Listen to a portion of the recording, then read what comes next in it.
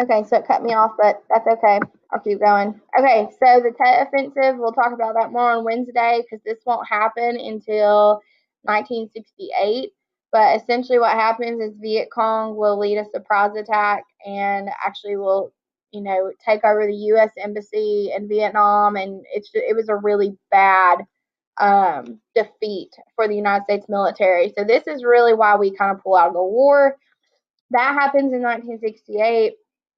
In 1969, President Nixon becomes president, and he is the one who will officially start pulling our men out of Vietnam. So, Vietnam started in 1955 with the advisory period that I was telling you about, and it's going to go all the way until 1975. So, that's a 20-year war. That's a long time. And of course, this is the time period that you've got people, protesting like crazy. And I'll let you listen to a big, Vietnam song here in just a second. But um, I know, like I said earlier, I know you guys think, oh, they're just a bunch of hippies, and maybe that's true. But guys, this war was so bad, and people were able to click on their TVs and see what was happening. See dead bodies, see all of these brutalities. So I mean, kind of hard to say, but my grandfather was exposed to all that, and it's really hard for him to talk about. And that's sad that he's experiencing that, and maybe I would have been protesting. You never know. So, Vietnam was really, really bad. The Korean War is often called the Forgotten War because it's kind of like the sandwiched in between the Korean War, I'm sorry, the Vietnam War and World War II. Those are two huge wars. So you have World War II, then Korea, and then Vietnam. And so the Korean War was 3 years long, and it's just kind of people emphasize either World War II or Vietnam. So that's why Korea is called that. So this you don't have to do these questions, but this is what Vietnam looked like before the war. So you have North Vietnam here. You have a demilitarized zone, very similar to the 38th parallel in Korea, and they're going to start invading down here into South Vietnam. So that's what it looked like before. Now this is what you've got. It's a united country, and unfortunately, we were not successful in Vietnam. We did not contain communism. So Vietnam, the whole country is now, still to this day, it is a communist country. So we were not successful at containing communism in Vietnam. However, we were successful in Korea.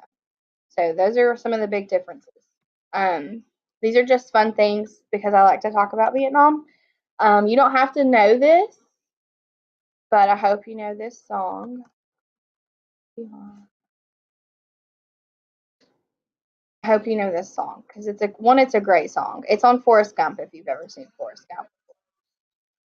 Okay, well we're not gonna listen to that. Skip. There we go.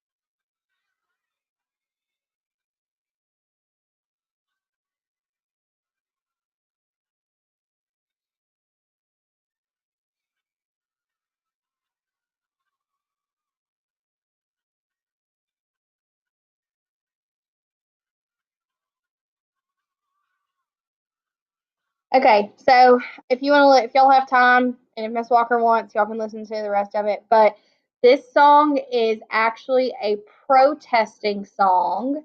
Everybody thinks it's like a super patriotic song, but it's actually a very not patriotic song. This was a protesting anti-Vietnam War song.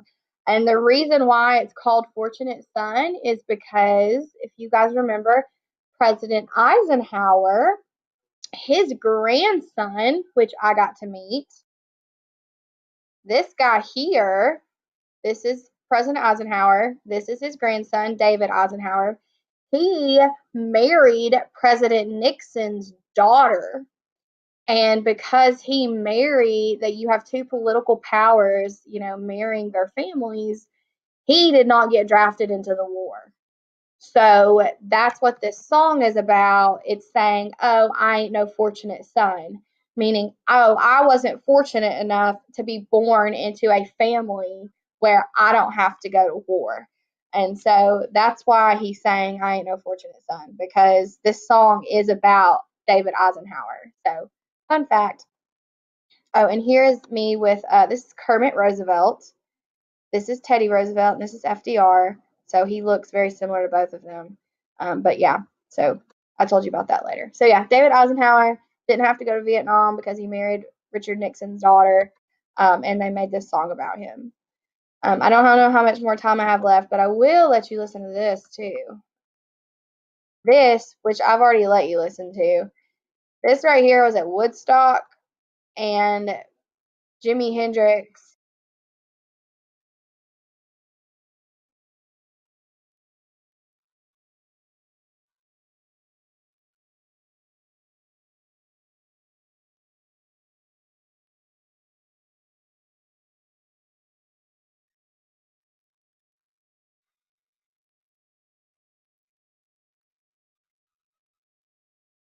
So this right here, this was Woodstock, 1968.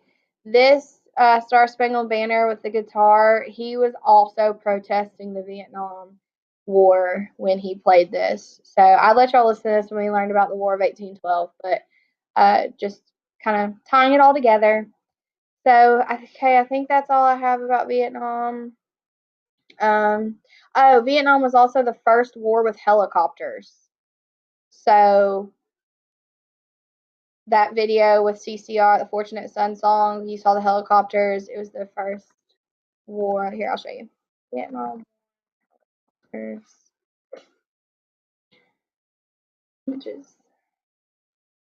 Yep, here we go. So this would have been the first war with helicopters. The Viet Cong figured out how to shoot them down. So it was dangerous to be in them. This is also what we used to spread Agent Orange, which is also a huge issue about Vietnam. We spread what is called Agent Orange, and it was a herbicide, and so it killed anything and everything that it came in contact with. It was extremely toxic, but the reason why we did it was, to kill the Viet Cong that was in the jungle. So there's a lot of issues. Like, I don't know if this is real. I'm assuming it is. Let's see. Nautilus. Let's just find out. I'm assuming this is real. I don't want to subscribe. So there's a helicopter spreading Agent Orange by the U.S. Army.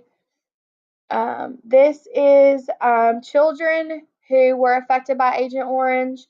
And this picture's in black and white, so this was probably during the time of the war. So you can see there's a lot of birth defects and things like that from Agent Orange. Let's see here. Okay, yeah, a man with severe exposure to the dioxin contaminated Agent Orange. So, and it just burns your skin. It's awful. It's very sudden, and it burns your skin. So Agent Orange was bad, bad, bad. So, okay, that's all the fun facts about Vietnam, and there's my limit. So, okay, bye.